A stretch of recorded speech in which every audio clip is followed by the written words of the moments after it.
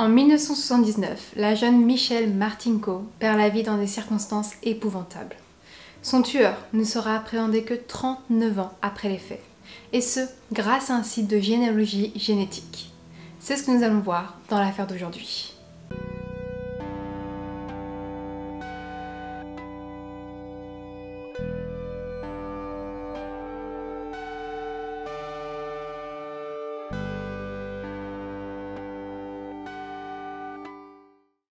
Michelle Martinko est née le 6 octobre 1961 à Cedar Rapids, qui se situe dans l'état de l'Iowa. Elle vit avec ses parents, Albert et Janet Martinko, et elle est la plus jeune de sa famille puisqu'elle a deux grandes sœurs, dont une qui s'appelle Janelle et avec qui elle a 12 ans de différence. Michelle et Janelle n'ont pas vécu longtemps ensemble dans la même maison, dû à l'âge de Janelle, puisque celle-ci est partie à l'université et elle a donc quitté le foyer familial lorsque Michelle était encore enfant. Malgré la différence d'âge et la distance, les deux sœurs sont proches et elles se voient à chaque vacances scolaires, aux événements et aux célébrations familiales. Pendant l'université, Janelle fait la connaissance de son futur mari, John, et elle part s'installer avec lui par la suite. Les sœurs entretiennent des échanges épistolaires durant toutes ces années. Michelle grandit donc seule avec ses deux parents à Cedar Rapids et pendant son enfance, on lui diagnostique une scoliose assez importante puisqu'elle est obligée de porter une attelle qui part du cou et qui va jusqu'aux hanches. Ce fut une période compliquée pour elle puisqu'à cause de ça, elle ne pouvait pas faire autant d'activités que les autres enfants. Elle était limitée dans ses mouvements. Le résultat est qu'elle s'est beaucoup renfermée sur elle-même et elle est devenue assez réservée, moins communicative. Mais heureusement pour elle, sa scoliose s'est améliorée et elle a pu enlever cette attelle et recommencer à vivre comme les jeunes de son âge. Elle va maintenant au lycée de Cedar Rapids, elle a 18 ans et elle est très investie dans ses études, mais également au sein des activités de l'école. Elle fait partie de l'équipe de Twirling Patton, de la chorale, de la troupe de théâtre. Elle est appréciée de ses camarades, mais elle a du mal à se faire des amis, principalement des amies filles. D'après certains témoignages, cela est dû au fait de sa grande beauté, car beaucoup de filles sont jalouses d'elle et elles préfèrent l'éviter. Mais Michelle reste, aux yeux de ceux qui la connaissent, cette fille magnifique, oui, mais aussi une personne douce, gentille, amicale et intelligente. Le 19 décembre 1979, au soir, elle se rend à un banquet de sa chorale. Avant de partir, elle prévient sa mère qu'en rentrant, elle s'arrêtera sur la route au centre commercial après le banquet pour s'acheter un manteau que sa mère avait fait mettre de côté. La soirée passe et les heures s'écoulent sans que Michelle ne rentre à la maison. Albert, son père, est très inquiet. Il est 2 h du matin et il décide d'appeler la police pour signaler la disparition de sa fille. Il donne la description de Michelle et de la voiture qu'elle conduit, et les policiers se mettent à sa recherche. À 4 h du matin, soit 2 heures après l'alerte, la voiture est retrouvée, proche du centre commercial, et à l'intérieur se trouve le corps sans vie de Michelle. L'autopsie du corps révèle qu'elle a été poignardée à 29 reprises, principalement au niveau de sa poitrine et de son visage.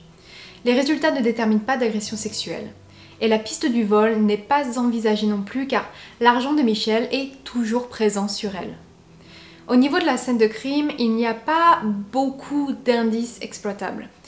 Il n'y a pas de traces d'empreintes de doigts, le tueur portait probablement des gants au moment des faits, mais il y a par contre de nombreuses traces de sang à l'intérieur et à l'extérieur du véhicule, ainsi qu'au niveau de la robe que porte Michelle. Celui-ci est recueilli, sauf que nous sommes en 1979 et que l'exploitation de l'ADN n'est pas ce qu'elle est aujourd'hui.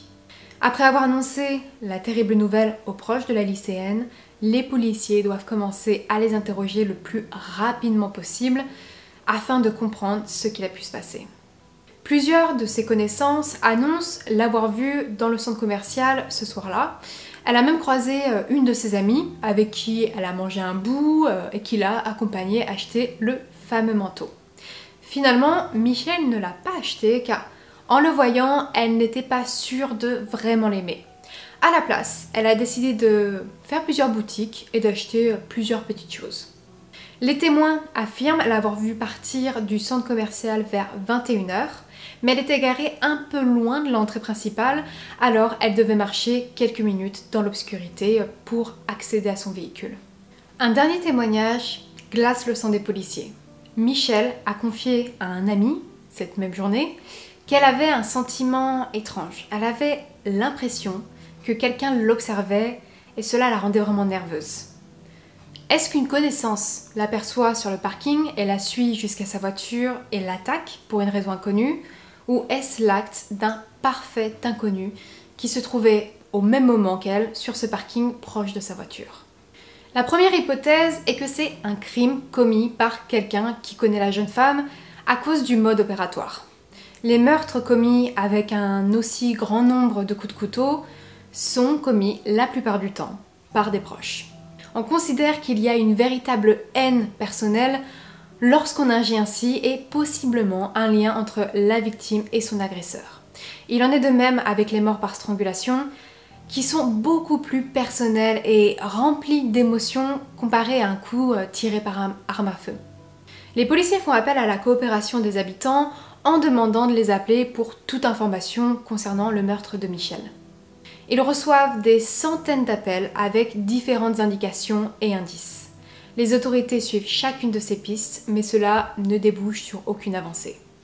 Les rumeurs circulent rapidement dans la ville, incriminant différentes personnes, mais sans réel fondement. Il y a par exemple le nom d'un homme qui suivait des femmes dans les centres commerciaux et celui d'un adolescent se baladant avec un couteau sur lui. Mais la plupart sont innocentés grâce au détecteur de mensonges. D'autres rumeurs circulent, comme le fait que Michelle recevait des coups de fil, la menaçant de mort, ou bien que la police mentait sur la mort de la jeune femme. Mais tout cela n'était que des spéculations qui ont été démenties par la police. La famille de la victime a aussi certaines convictions concernant le possible tueur, son ancien petit ami Andy Seidel. Michelle a fait sa connaissance lorsqu'elle avait 15 ans. Ils sont sortis ensemble pendant 2 ans avant que Michelle ne mette un terme à la relation. Une de ses amies indique qu'il n'a pas du tout bien accepté la rupture et qu'il voulait toujours savoir où elle était et qui elle voyait. Andy est convoqué au poste de police et il indique qu'il a vu Michelle dans le centre commercial cette nuit-là, puisqu'il s'y trouvait également. Il nie toute implication dans le meurtre et il indique que lui et Michelle avaient gardé de bonnes relations.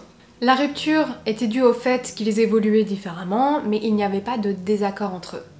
Il ajoute qu'il est rentré chez lui après la fermeture du centre commercial, ce que sa mère confirme. Andy reste un suspect dans l'affaire, mais il n'y a aucune preuve physique contre lui. Pourtant, il restera coupable aux yeux de nombreux habitants qui restent persuadés pendant des années qu'il est le responsable. 5 mois après le meurtre, la police lance à nouveau un appel à témoins et elle reçoit une nouvelle information. Une femme indique qu'elle est passée proche du parking du centre commercial vers 2h du matin le 20 décembre. Et elle se souvient avoir vu 2 voitures sur le parking, celle de Michelle et une autre. Elle se souvient également avoir vu un homme se tenant debout à côté de la voiture de Michelle du côté passager. Lorsque les policiers lui demandent pourquoi elle n'a pas parlé plus tôt, elle indique qu'elle l'avait fait, mais il semblerait que l'information ne soit pas remontée jusqu'à eux. C'est un véritable scandale au sein de la police, car cette information peut être cruciale et elle montre une première faille dans cette enquête. Quelques mois plus tard, en juin 1980, 2 témoins acceptent d'être sous hypnose afin de se rappeler d'un homme qu'ils ont vu sur le parking. Grâce à ça, un portrait robot est obtenu et il est diffusé. Il s'agirait d'un homme de type caucasien, fin d'adolescence, début de la vingtaine, avec des yeux marrons et des cheveux bruns bouclés. Plus de 80 personnes peuvent correspondre à la description faite et 60 d'entre eux sont interrogés et innocentés. Il s'agit de la dernière piste qu'obtiennent les policiers et aucune nouvelle avancée n'est faite. Et c'est ainsi que l'affaire Michelle Martinko devient un cold case. En 2006, une nouvelle équipe d'enquête est chargée de rouvrir le dossier et de l'examiner à nouveau. Un des détectives découvre qu'un des échantillons de sang avait déjà été envoyé en analyse. Il obtient les résultats et il découvre que l'ADN présent est celui d'un homme. Il envoie les autres échantillons en analyse qui donnent le même résultat et il s'agit du même ADN dans chaque échantillon. Cet ADN est transmis au niveau du CODIS, qui est une base de données regroupant les ADN des personnes qui ont commis des crimes ou simplement qui ont été arrêtées depuis un décret de 2008. Malheureusement, il n'y a pas de correspondance ADN. Le meurtrier n'a visiblement pas commis de crime dans le passé. L'équipe d'enquête ne baisse pas les bras pour autant et elle continue ses recherches. Étant donné qu'on est à présent capable d'analyser l'ADN, elle interroge et prélève l'ADN de la liste des suspects constitués lors de la première enquête, dont Andy. Tous reviennent négatifs, il n'y a aucune correspondance ADN. Les années s'écoulent à nouveau jusqu'en 2017 et la section d'enquête décide de faire appel au service d'une compagnie spécialisée dans le phénotypage ADN et qui s'appelle Parabon Nanolabs. Pour vous expliquer le phénotypage, cela permet de mettre en évidence des caractéristiques morphologiques telles que la couleur des yeux, des cheveux, de la peau, de l'origine et également d'estimer l'âge de la personne à partir de l'ADN recueilli. C'est une sorte de portrait robot biologique. Et grâce à l'ADN, on peut estimer comment est la personne physiquement. Après avoir soumis l'ADN à la compagnie, celle-ci est en mesure d'établir plusieurs portraits robots du suspect. Ce à quoi il pouvait ressembler au moment des faits et ce à quoi il peut ressembler à présent. D'après les résultats, il s'agit d'un homme de type caucasien avec des yeux bleus et des cheveux blonds. Les différentes images sont diffusées lors d'une conférence de presse et cela suscite des centaines de pistes de la part des gens, mais aucune ne donne de correspondance avec l'ADN du suspect. L'affaire vit une véritable avancée après l'arrestation du Golden State Killer. Il s'agit d'un tueur en série qui a sévi dans les années 70-80 et qui n'avait jamais été identifié jusqu'en 2018. Son ADN était en la possession des forces de l'ordre, mais il n'avait pas donné de correspondance avec la base de données CODIS. Mais en 2018, l'entreprise de données généalogiques pour les particuliers GenMatch est sollicitée par les policiers pour faire une recherche ADN. C'est une entreprise qui permet aux gens de soumettre leur ADN afin de connaître leurs origines ou de retrouver des proches par exemple. C'est un système similaire à MyHeritage, à Ancestry, ce genre d'entreprise. Peut-être que certains d'entre vous en ont entendu parler ou l'ont utilisé. Un membre de la famille du suspect ayant déposé son ADN, ils ont pu remonter l'arbre généalogique de la famille et découvrir le coupable, Joseph DeAngelo. La compagnie Parabon Nanolabs, qui s'était occupée de produire le portrait robot biologique du tueur de Michel, décide de faire appel à GenMatch pour voir s'ils peuvent aider à trouver une correspondance pour l'affaire de Michel Martinko. L'ADN leur est transféré et un parent du suspect se trouve bien dans la base de données. Il s'agit d'une femme nommée Brandy Jennings qui vit à Vancouver dans l'État de Washington. Elle a déposé son ADN en 2018 sur la base de données GenMatch car elle souhaitait en apprendre plus sur sa famille du côté paternel plusieurs années après le décès de son père. La comparaison ADN du tueur et de Brandy permet de déterminer qu'elle est sûrement une cousine éloignée du suspect. Il faut maintenant que les policiers déterminent qui il est parmi les membres de la famille. Pour ça, ils étudient l'arbre généalogique et pour le constituer, ils examinent les registres de naissance, de décès et les données présentes sur Internet. Ils partent des arrière-grands-parents de Brandy et déterminent que le tueur est probablement issu d'une de ces branches. Ils obtiennent l'ADN d'un membre de la première branche et éliminent cette première branche. Ils répètent l'opération avec la deuxième et la troisième et déterminent que le tueur est cousin germain de cette branche. Il leur reste alors une dernière branche familiale composée de 3 frères, Kenneth Burns, Donald Burns et Jerry Burns. Tous les 3 ont justement grandi dans l'état de l'Iowa comme Michel. Les policiers placent les 3 frères sous surveillance et ils obtiennent leur ADN à leur insu. Pour 2 d'entre eux, ils les obtiennent grâce à des pailles jetées dans une poubelle publique et le 3e grâce à une brosse à dents usagée jetée dans la poubelle résidentielle. Les résultats reviennent, ils indiquent une correspondance avec Jerry Burns. Celui-ci n'a pas de casier judiciaire, il n'est pas connu des services de police, c'est un homme de 65 ans, travailleur avec 3 enfants. Le 19 décembre 2018, les policiers se rendent sur le lieu de travail de Jerry et lui demandent un échantillon ADN. Il refuse dans un premier temps, mais étant donné que les policiers ont un mandat, il n'a pas le choix et leur donne cet échantillon. Les policiers commencent à le questionner sur le meurtre et Jerry nie toute implication et il ne connaît pas Michelle Martinko. Lorsqu'il lui demande s'il a déjà été dans le centre commercial où elle se trouvait le soir de sa mort, il répond que oui, mais il ne se souvient pas de quand exactement quand il s'est rendu.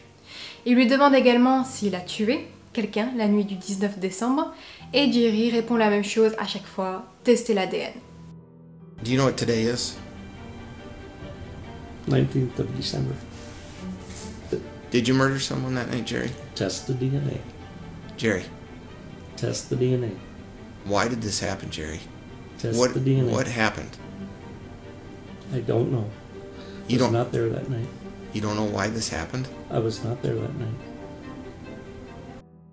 À la suite de cet entretien, Jerry est arrêté et accusé du meurtre de Michelle, 39 ans après les faits, jour pour jour. En février 2020 commence le procès de Jerry. Celui-ci plaide non coupable du meurtre de Michelle.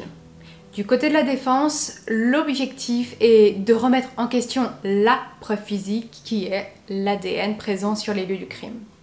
Pour cela, l'avocat de la défense parle du fait qu'il existe des transmissions de l'ADN par contact.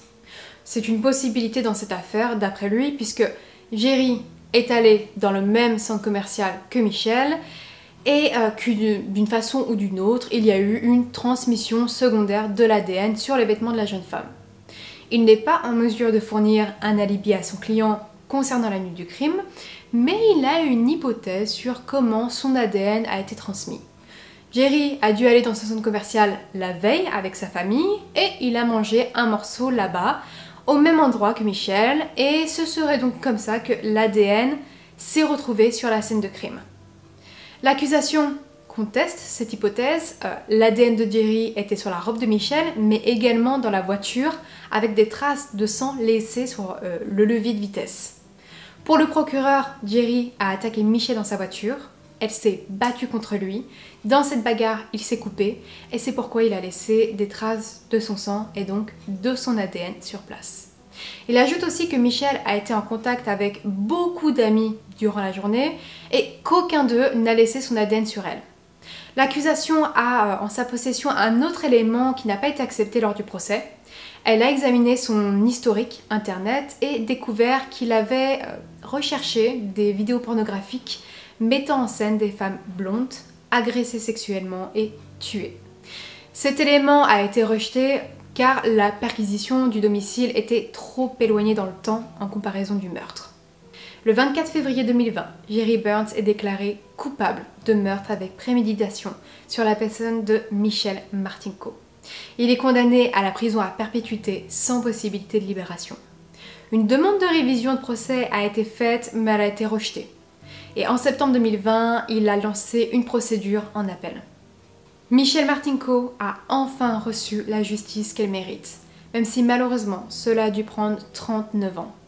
Cette affaire montre comment les avancées technologiques récentes permettent de résoudre des affaires aussi vieilles.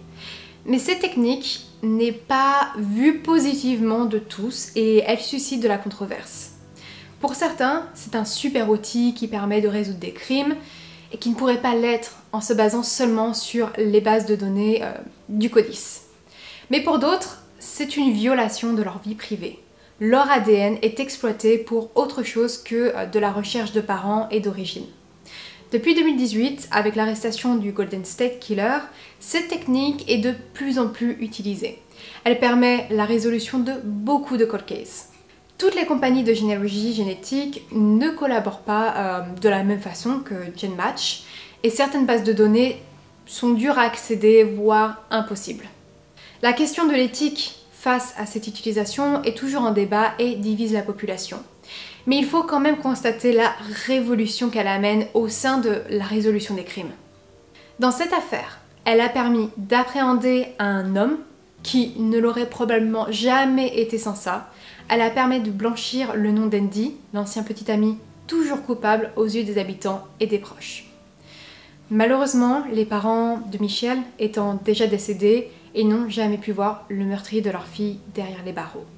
Il reste tout de même sa sœur, Janelle, et son mari qui ont été présents tout le long du procès, et voici ce que Janelle annonce après le verdict. D'une certaine manière, Michelle était là lors de ce procès. Elle était là parce qu'elle s'est battue si fort, et elle a lutté, et elle s'est battue à tel point qu'elle a poussé le tueur à se couper. Et avec cette coupure, il a laissé son sang. Et avec ce sang, il a laissé son ADN, ce qui a résolu le mystère. Nous ne savons pas exactement le pourquoi et certains détails, mais nous savons définitivement qui l'a fait. Et c'était vraiment important pour nous. J'aimerais que mes parents puissent être là pour voir ça. C'est tout pour l'affaire d'aujourd'hui. Si cela vous a intéressé, n'hésitez pas à aimer la vidéo et à vous abonner et aussi à activer la cloche pour les notifications si ce n'est pas fait. Et nous, on se retrouve la semaine prochaine pour une nouvelle affaire.